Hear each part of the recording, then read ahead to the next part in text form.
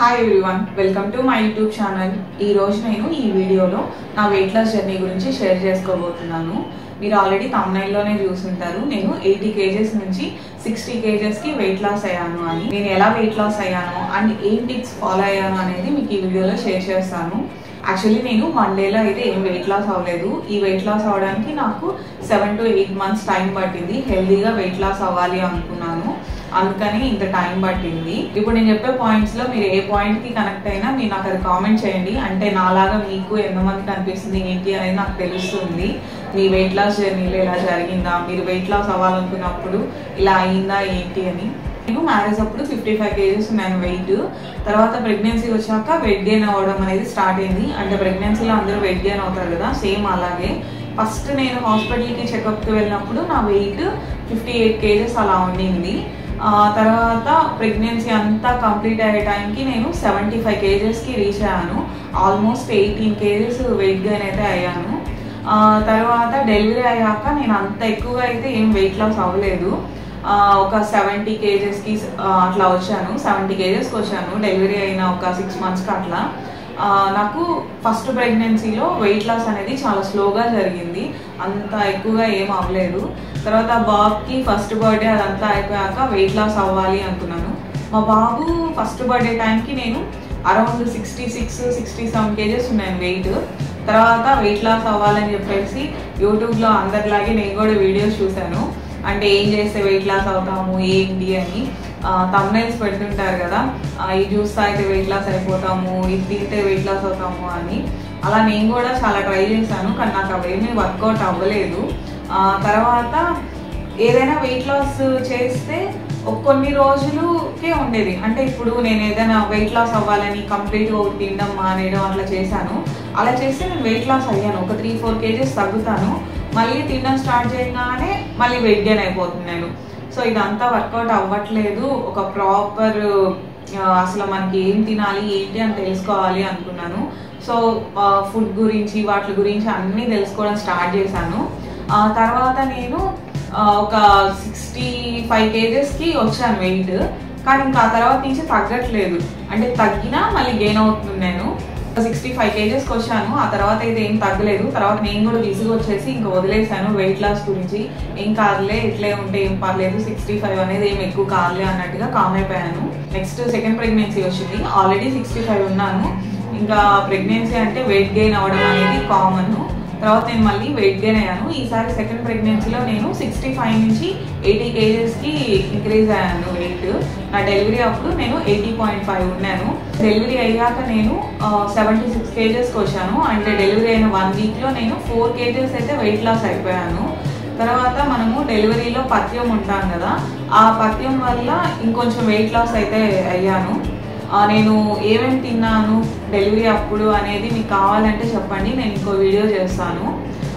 అలా నేను మా బాబుకి 2 months వచ్చే టైంకి నేను 70 kgsకి వచ్చాను. అంటే డెలివరీ అయ్యాక 10 kgs తగ్గాను 2 monthsలో. అసలు నేనే షాక్, పర్లేదు ఈసారి బాగానే వెయిట్ లాస్ అయ్యాను అని. అంటే నేను ఫుడ్ మీద ఏ ఫుడ్ హెల్దీయో అవే తినడం స్టార్ట్ చేశాను. అన్హెల్దీ ఫుడ్స్ అయితే అస్సలు తినలేదు. ఇంకా తర్వాత వెయిట్ లాస్ గురించి అయితే ఇంకా ఆలోచించలేదు. ముందు బాబుకి 6-7 months రావాలి, బాబుకి ఫుడ్ పెట్టడం స్టార్ట్ చేశాక ఆలోచిద్దామని చెప్పేసి నేను వదిలేశాను. తర్వాత బాబుకి 6 months కంప్లీట్ అయ్యాక అప్పుడు నేను వెయిట్ లాస్ గురించి ఆలోచించాను, కొంచెం వెయిట్ తగ్గుదాము అనుకున్నాను.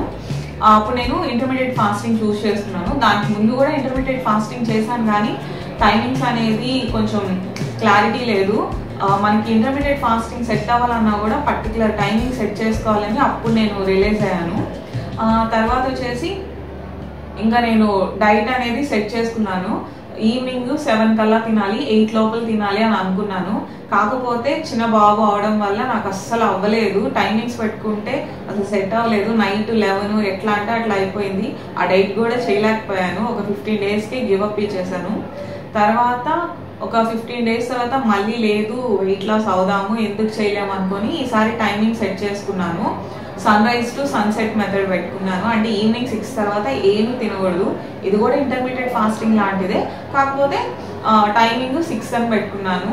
సో ఇది నాకు బాగా సెట్ అయ్యింది. అండ్ ఇంకోటి ఏంటంటే మనము సపరేట్ గా నా కోసం నేను వండుకొని ఇంట్లో వాళ్ళకి సపరేట్ గా నా కోసం నేను సపరేట్ గా వండుకొని చేయడం కూడా సెట్ అవ్వలేదు. అది కూడా ఒకసారి ట్రై చేశాను. సపరేట్ గా నా కోసం వండుకోవడం అంటే విసుగు వచ్చేసేది. అందరు తినడం వేరు, మన కోసం సపరేట్ గా వండుకోవడం అంటే ఒక్కొక్కసారి ఇంట్రెస్ట్ ఉండదు, ఏదో ఒక పని వల్ల అది చేయలేము. అలా నాకు కూడా విసుగు అనిపించేసి అది కూడా సెట్ అవ్వలేదు. అప్పుడు నేను రియలైజ్ అయ్యాను, ఈ మిస్టేక్స్ అన్నీ చేయడం వల్ల వీటి నుంచి ఒక్కొక్క లెసన్ నేర్చుకొని ఈసారి చేసే డైట్లు ఇవన్నీ యూజ్ చేసుకున్నాను. నేను ఏం చేశానంటే సపరేట్గా నా కోసం నేను ఏమి వండుకోకూడదు, ఇంట్లో వాళ్ళకి ఏం వండుతానో అవే తినాలి అనుకున్నాను. అండ్ టైమింగ్ సెట్ చేసుకున్నాను, ఈ టైం లోపల తినాలి అని. ఇంట్లో వాళ్ళు తినే ఫుడ్నే నేను తినాలనుకున్నాను. మార్నింగ్ బ్రేక్ఫాస్ట్ నేను యాజ్ యూజువల్ 9కి తినేస్తాను, 6 కాపేస్తాను. ఆ తర్వాత వాటర్ అవంతా బాగా తీసుకుంటాను. నేనైతే ఏ ఫుడ్ మిస్ అవ్వలేదు, ఎందుకంటే నేను అన్నీ తినేదాన్ని, కాకపోతే టైం ప్రకారం తినేదాన్ని, ఆ టైమింగ్లో తినేదాన్ని. హెవీ క్యాలరీ ఫుడ్ని కొంచెం తక్కువ తిన్నా అలా స్టార్ట్ చేశాను.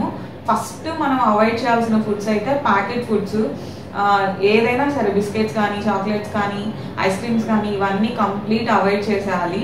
నేనైతే బిస్కెట్స్ చిప్స్ ఇలాంటివన్నీ తినడం మానేశాను.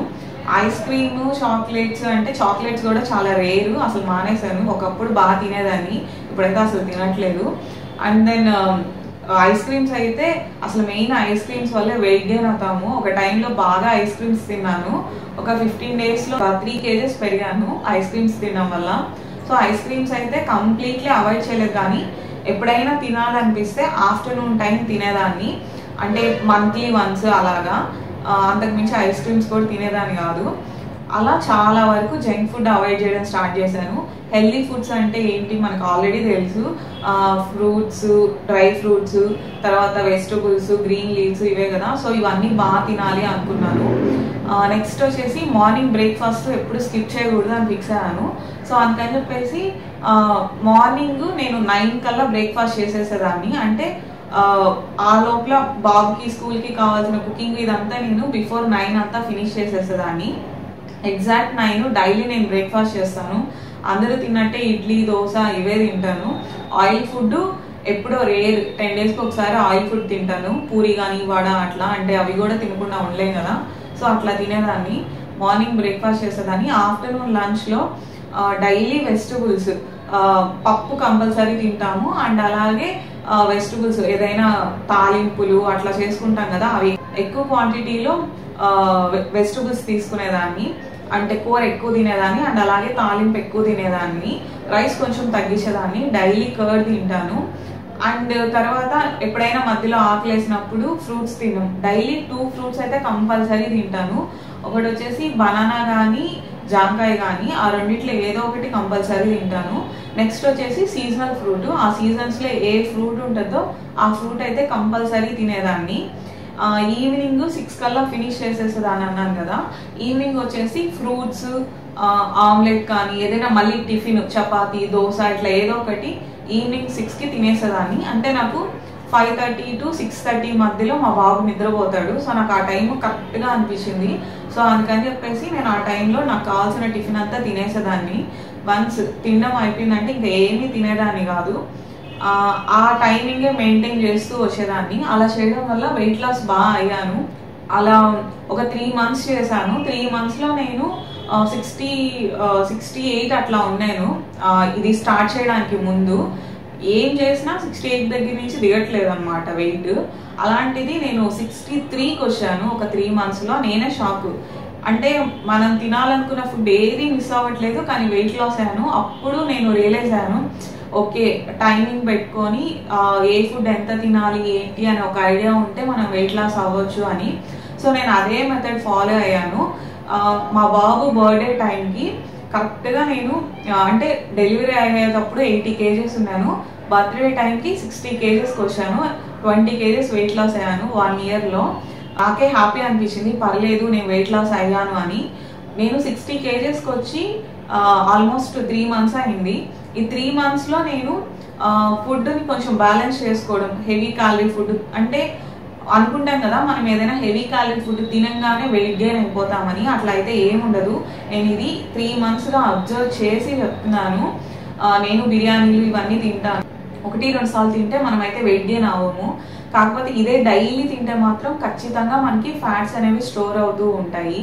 సో నేను అది రియలైజ్ అయ్యాను. ఇప్పుడు నా వెయిట్ 61. ఈ 1 kg కూడా నేను ఎందుకు పెరిగాను అంటే ఈ 3 months లో నేను అంత స్ట్రిక్ట్ గా ఏం చేయలేదు. అంటే పిల్లలకి కొంచెం ఫీవర్, క్లైమేట్ చేంజెస్ అవ్వడం వల్ల కోల్డ్ ఇవన్నీ వచ్చాయి. సో ఆ టైంలో నేను రెగ్యులర్ టైమింగ్స్ లోనే తిన్నాను. సో దానివల్ల 3 months కి నేను 1 kg పెరిగాను. అంటే ఏదైనా ఒక ఫుడ్ ఎక్స్ట్రా తిన్నప్పుడు ఇంకో దగ్గర తగ్గించుకుంటా వచ్చాను.